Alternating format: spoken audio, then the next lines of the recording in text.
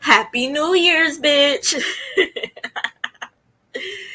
Tell me why I bought Euphoria. I bought HBO just to watch this episode. Just to watch this episode. My birthday was yesterday. I ended up watching this yesterday. Had a great time. New year, new me. The new year hasn't, let me tell you something. The new school year for these kids hasn't even started yet. Hasn't even started yet. It's already the first episode and I'm stressed. Um, what the hell happened? Hello. Hey, Willow. I'm talking about Euphoria season 2, episode 1.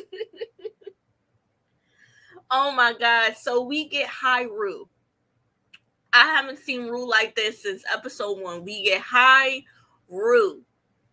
Rue is over here in the back seat. She's snickering, she's giggling, she's high as a kite. You know, nothing can touch her, nothing can hurt her. Even in dangerous situations, Rue is over here laughing it off like it's nothing. You're a Capricorn? Absolutely. Absolutely. I'm all about that paper, all about that money, new year, new me, new problems, I guess. Now, we finally got to see. She was gone. She was gone. She was gone. She was high as hell in the back seat. Let me tell you something. What is it?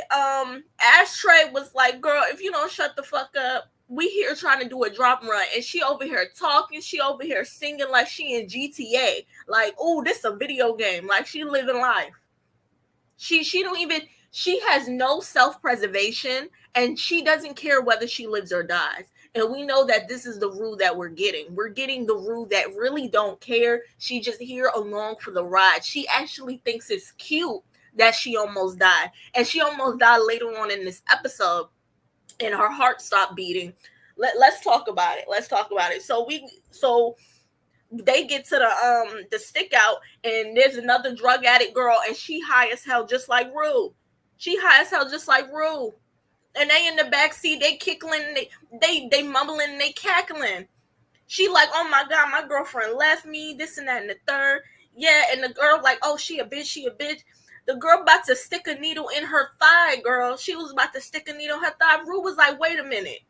Rue's common sense kind of kicked in a little bit. She was like, wait, maybe you shouldn't get high when we're in a dangerous situation and we're around drug dealers and we can, get shoot up. Like, you need to be alert enough so you can run away. And the girl was offended. She was like, girl, you probably licked that ginger's ass. You probably effing, I know you effing to get these drugs, because that's what she's doing. That's what you would assume, right? Like, oh, you effing get these drugs. And what ended up happening? Rue was sober enough to like have a little bit common sense. The girl was too far gone. Dude said strip. Let me tell you something. I would have been butt ass naked. I would have stripped. Like, as soon as he said it, I would have just stripped. She over here talking about how, oh, I'm a minor. I don't think. And I knew they wasn't going to show Zendaya's body. I knew that was not in Zendaya's contract.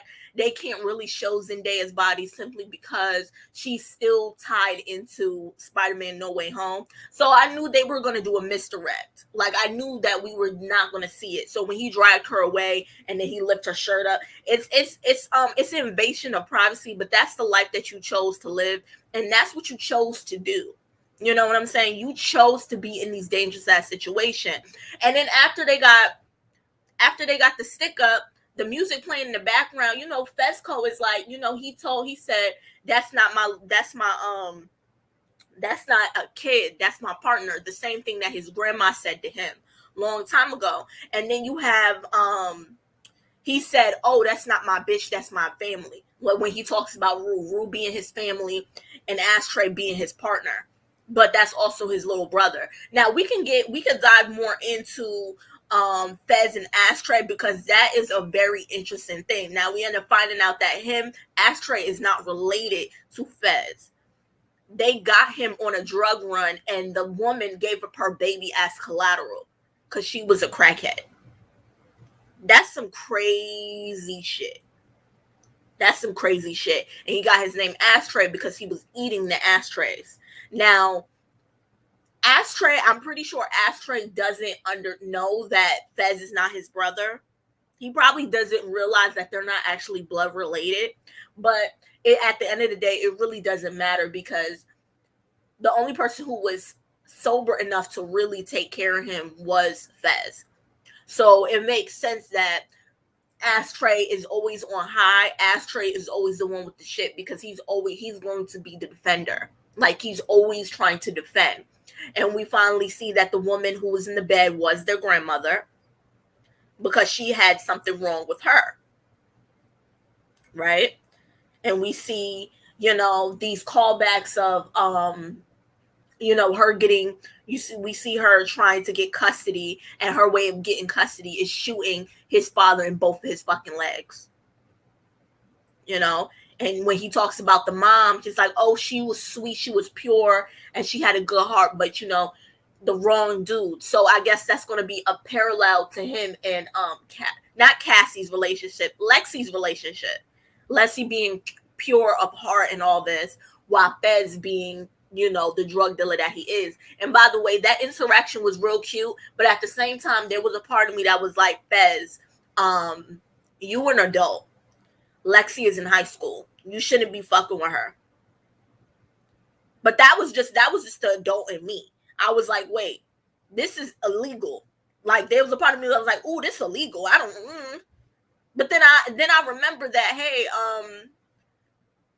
I need to let my morals go when I'm watching this show. Like, because sometimes my morals will pop up and then I'm just like, girl, do you know what the fuck you're watching and what you're rooting for? Like, so I was like, oh, as soon as it happened, I was like, girl, shut the fuck up.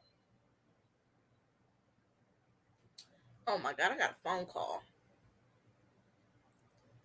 Give me a second, y'all. I will definitely. I thought he was 19, 18, 19. Nah, he's a dropout. That nigga is like in his 20s at the most. He should be in his 20s. They call him a retarded dropout. Remember Nate? He said you're dumb and you're a retarded dropout and all this. Speaking of Nate is so fucking depressed, girl. I don't even know what to say. I'm not even going to get into that. Just give me a second.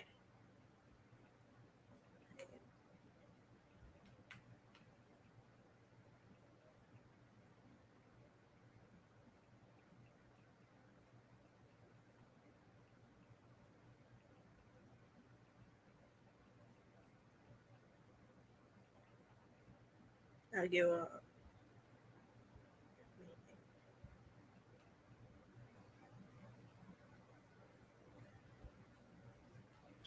Okay, so yeah. He dropped out at 16. Oh, he's like 18, 19. Well, he talks with a slow drawl, and it's almost like he's tired all the time. Which would make, like, not only that, like they try to make him seem like he's stupid, but he's also high, and then on top of that, he's also tired. Like we see that he's tired of the life that he's living. Like he's just very exhausted. So he talks almost like he's tired, And I really like that about his character because people, Nate was like, "Oh, you slow." It's like, no, baby, he's not slow. He's tired. And he talked about being good in school when he tried, but he had to be the man of the house. He had to step up to be in these fucked up responsibilities in these shoes. What else? I'm gonna talk about Nathan and Cassie for a minute because we see Nate, we see everybody blowing up Cassie's phone, and Cassie is just in the gas station. She's by herself, and she got kicked out of the car. She got out of the car because she was drinking while Lexi was driving, and Lexi was like, "No, we're not doing that. Like, we're not doing that. You need to cut it out." So she threw a fit. She got out of the car. She's over there in the gas station by herself. Remind you, the lighting looks beautiful. Her outfit looks beautiful. It gives very much Southern Belle, sexy, kitten. It gives that. Maddie giving disco. You got Jules giving Vogue magazine. Um, we got what is it? Cat giving diva. Um, giving diva. She's always giving diva. And Rue giving back at it crackhead. That's just what everybody was giving. The group looked really good. Lexi gave, classy, sexy, classy, like teacher, like professor, like the professor that you want to sleep with. That's what they were giving. So Cassie was sitting outside and she's alone, and you could tell that she's still dealing with the death of her child. And I think that this is her way of dealing. She doesn't know how to cope that she just killed her baby. Because let's be real, she did not want that abortion. The only reason why she got that abortion is because of McKay, right? She got that abortion because of McKay. And she's still dealing with the fallout of, the costume, the design eats every time. So she was dealing with the fallout of losing her baby. Like, people forget that she's dealing, not, I think, I want to say it's postpartum, but there is a word for it. Like, it's almost like postpartum. So she's still in there. She's eating donuts on the side, and then Nathan pulls up, but he pulls up recklessly, almost like the car is about to kill her. Because Nathan is reckless with the shit. So he comes at her, and then he swerves, and then he goes in, he buys the beer, and then he gives her one of the beer, like, hey, you want me to take you to the party? You want to drive to the party? And he's always in a position of power. Nate is always looming over people. He's always standing a little too close. He's always towering over you, which forces Cassie to look up, almost like Nathan is in a position of power. Right? He's staring down at her. She's looking up at him with these big sad puppy eyes, and she's like, oh my God, like, he's saving me. He's my savior. He's cast in the light of the gas station, and he takes her, right? He takes her, and he's drinking and driving, right? So that's also a plus for Cassie. She knows she shouldn't be drinking and driving. He shouldn't be drinking and driving. Like, and they're talking, and he's going fast, and it's the allure of Cassie already wants to die. She already wants to die, so it's the thrill of almost dying that's like getting her excited. Like, she's like, oh my God, like, he's reckless. And then at a point, she knows that he's driving too fast, and then she starts to panic. Now this bitch starts putting her head out the window like she's fucking Beyonce in Formation. Like, okay, ladies, like her hair is just swinging in the wind, and she's spilling her drink, and she's screaming like she's on a fucking roller coaster. And Nate is looking at her like he's a predator. He's not looking at her like he's turned on. He has his eyes squint, and he's looking at her very calculated, right? He's looking at her very calculated. And he says, oh, I know you're a relationship type of girl, because Cassie's only going to have sex with you if you're in a relationship with her, which many guys pretend to be in a relationship with Cassie just so they can sleep with her.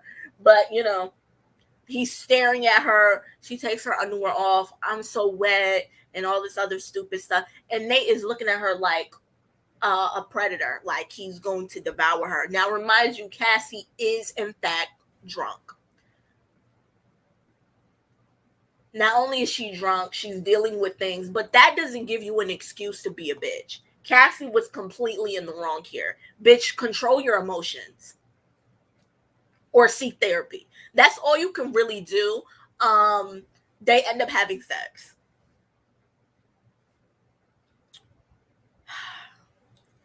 They end up having sex in the bathroom, and Maddie is trying to bang on this bathroom because she has to pee. And they're having sex in the bathroom. And she, Cassie does the only thing she knows how to do when she's sad. She has sex, she gets in relationships, she tries to give her body away to men to make herself feel better. And, Nate knows this. He takes advantage of this. And he just wants somebody to have sex with. Like, that's basically what it is. He wants he wants Maddie. Well, really, he doesn't really even want Maddie. He just doesn't like the fact that he can't have Maddie. So that's where that want comes from. It's not that he really likes Maddie. It's just that it's about control and conquer. Like, it's the reason why he sits there and stalks Maddie outside her house. It's a reason why he stalks Jules outside his house, outside of her house. It's because it's about control. It's about conquering. It's a masculinity thing. It's about conquering. You know what I'm saying? Nate deals with a compulsion obsessive disorder. He also deals with OCD. Let's be very clear. Nate didn't just stumble across those CDs. Nate saw those CDs. He broke the code for those CDs. He watched his dad for weeks with those CDs in order to break in to get to the porn. At 10 years old. Those CDs were color coded, and they had codes on them to written out how to break into. Orange, red goes first, then orange, then when you think about that, how he got into the CDs, it should tell you everything you need to know about Nate. Nate is obsessive, and he even admits to being and then Rue talks about him being obsessive like his father, and having OCD, and having a possessive, just a controlling order about him. It's about dominance. It's about conquering, and that is what Nate does. So this is not about love. This is really not about love. And yes, he is also homosexual. He also is pansexual. I want to say pansexual because that's what Nate is. Nate wants to have sex with the most powerful person he deems in the room. He wants to have the prize. Maddie is the prize. So it's not about him really giving a damn about Maddie. It's about him wanting to conquer Maddie because she is the most popular girl in school. He took her virginity. Well, he believes he took her virginity when he had her, and he wants to be able to say he's the only one that was able to be inside of her. That's the illusion. That's what draws him to Maddie. It's not because he really likes her. It's because he wants to conquer her. He just doesn't want anybody else to have her. The same thing as Jules. He's possessive over Jules. They had an emotional connection. So he has a attachment to Jules.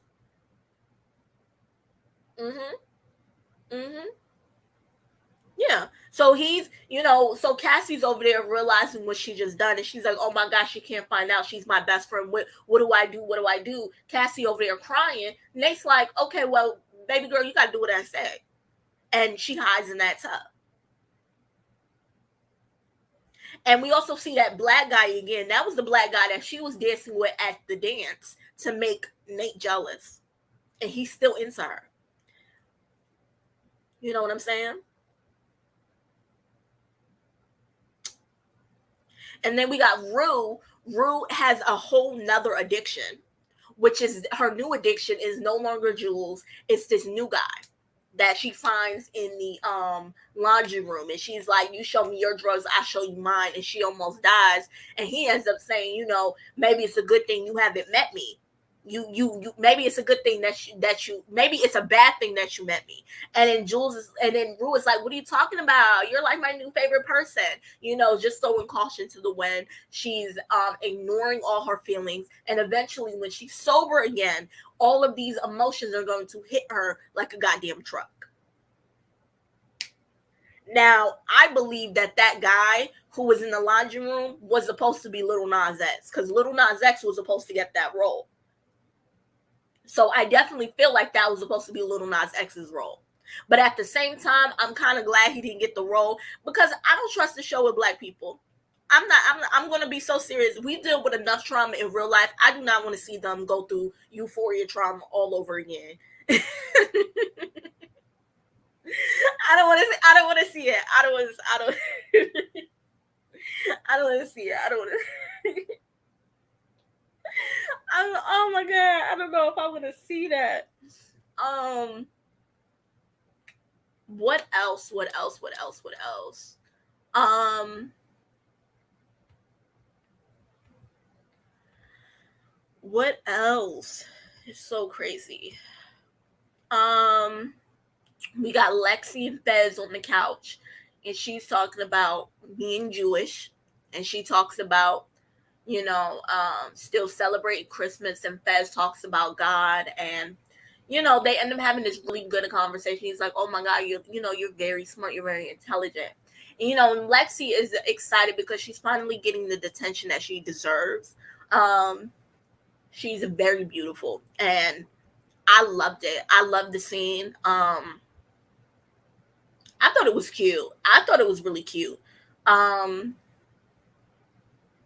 what is it? Kat talks to Jules, and she talks about how she thought they were going to be closer, but they were going through their own bullshit in season one for them to really connect. They were always around each other, but they wasn't that close.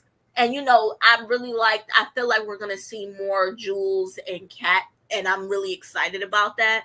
Right so far, Kat and oh my God, I forgot her boyfriend's name. Kat and her boyfriend, they are by far the only stable couple on the show at the moment. And I wonder how stable they're going to be when he finds out that she's over there doing OnlyFans. You know what I'm talking about? But we also have to deal with Kat's storyline about that dude with it all black. Remember?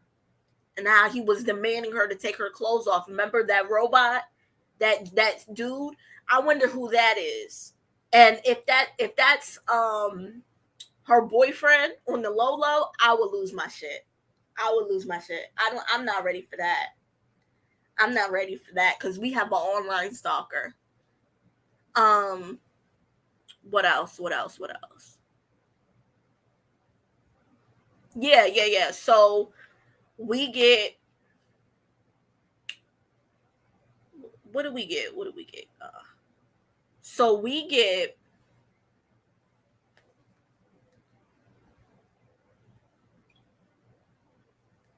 so we get McKay and Cassie talking. Now, McKay has a problem with letting the past go.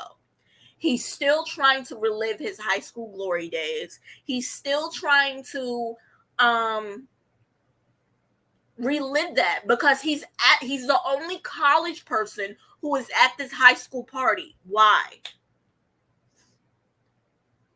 Why are you at this high school party? You're in college, you weirdo. Why aren't you dating and talking to the girls in college? Why are you coming back to your old high school to talk to Cassie? Why? Why are you still letting Nate bully you? You are an adult. Why are you letting him intimidate you? Why?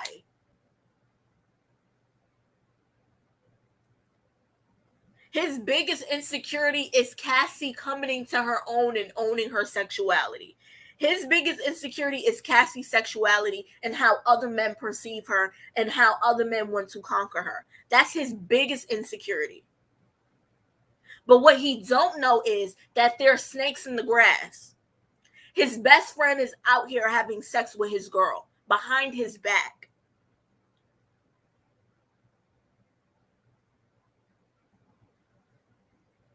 McKay, you have to let go. You have to let go. You were once the star basketball player. You are not anymore. Take your ass to college and move on with your college life. Why do you keep coming back to college? Why do you keep coming back to high school? It makes no sense. He's trying to hold on to his glory days, and it's sad and it's pathetic, and he needs to let go. He needs to let go. His biggest insecurity is Cassie's sexuality, and he says it. He's no longer the star basketball player. He's no longer the best. He's no longer that guy, and he's being hazed and he's being bullied over in college. Yeah, because you're no longer the greatest, and you have to accept that. And you have to make friends over there. You have to meet girls over there. You have to live your life. But you know, like, you're not always going to be the same person you was in high school who you are in college. Like, you know what I'm saying? Now we have Nate. Nate gross ass is pressured up on McKay. He's towering over McKay. He's asking him, you miss those titties? You miss fucking Cassie? Like, how was it? I know you fucked her. What was it like? Where did you come? How did you come? How did it feel? Did it taste good? Did you eat her? Did you do this? What was it like?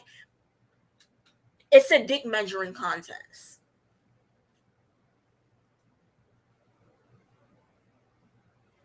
Nate is so fucking repressed. It's almost disgusting.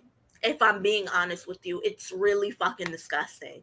He's getting turned on by the thought of McKay fucking Cassie. And he's standing over him and he's breathing down his fucking neck. And it's some sick, twisted shit. And McKay is like, bro, back the fuck up. Back the fuck up, you fucking weirdo. You fucking psycho. It was psychotic. Because Nate is obsessive. Nate is obsessive. He can't stand the thought of another man fucking what he just claimed. It drives him up a wall. Because you remember when he got back together with Maddie and something like my daddy. Do y'all remember when he pushed, after they went bowling, he pushed her up against the wall in that alley? And he said, and they were kissing, and he was like, was Tyler's dick bigger than mine? Did you like fucking him? Did he make you come? Was it like this? And then Maddie has to be like, okay, so what does it matter? What does it matter? And then we found out that he was stalking Tyler. McKay better be careful because guess what? Nathan would definitely stalk him in college. And I don't put it past Nathan to do some shit like that, to stalk McKay while he's at college. And then what happened? He broke into Tyler's house. And what did he do? What did he do? He forced Tyler onto his knees, right?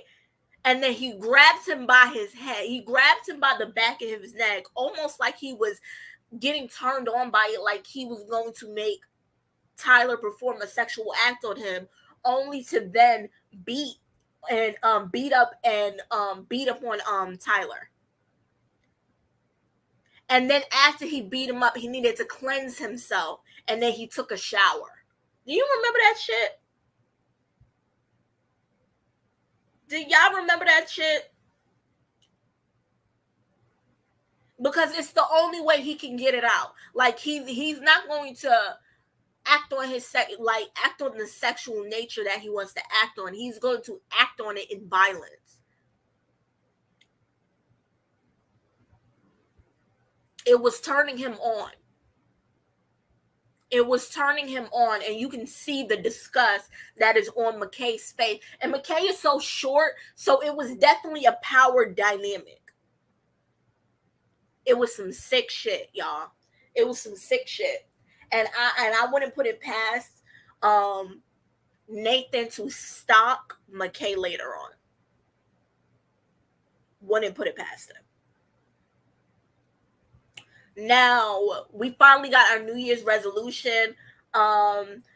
Nate got the shit beaten out of him, respectfully though, because he needed to get his ass whooped. Because when he sat there and called the cops, he was like, I like to report a crime. Remember when he was snitching? Yeah, and he was like, "Oh, Fez, remember when you said you was gonna beat my ass? You said you was gonna kill me." And then Fez was like, "Yeah." He was like, "I don't fight, I don't argue. I just hit that bitch with a whooped Nathan's ass." Because sometimes violent works. Sometimes you need to be violent with these motherfuckers. But speaking of Nate, I don't know how to feel about it, because I felt like because he did that, he just put a target on his own back. That's what I feel like.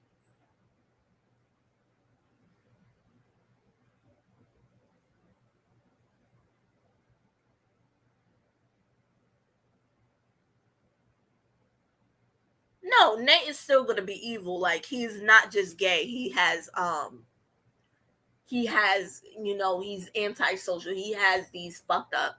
Yeah, he's definitely like a sociopath, if anything. I definitely feel like this would, because he got beat up dominated um by Fez. I feel like Nate is going to get off on that. Like, Nate likes it. I feel like Nate likes it.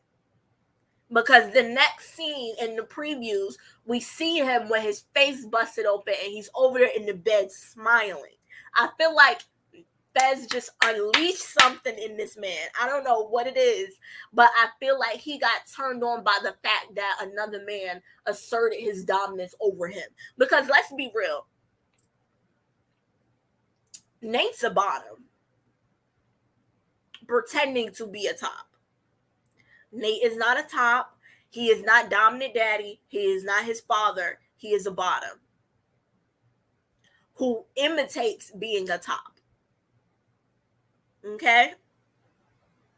Okay? So Nate needs to be put in his place by a very dominant man in order to unleash the submissive side of him.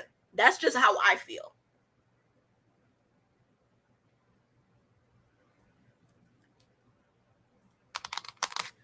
That's how I feel. Because to me, I feel like he's submissive. I feel like Nate is submissive. And we know this because when his father was trying to pin him down and he pinned him on the bed and then he pinned him on the floor, we saw Nate go into a panic of no. Like, we saw him start to cry. We saw him go into a panic because he's not used to being in the submissive pose. But that is where he belongs. He belongs on his back. That's just what I have to say. You are a bottom and you're pretending to be this over aggressive top. You're pretending to be like you're super masculine, but he's extremely fucking feminine and he's extremely insecure. And we know he's feminine because he takes so much attentive and detail into Maddie's wardrobe and how Maddie looks, and Maddie needed to be perfect all the time. We know this. Oh, you shouldn't wear that. We know how gay men are. We know this.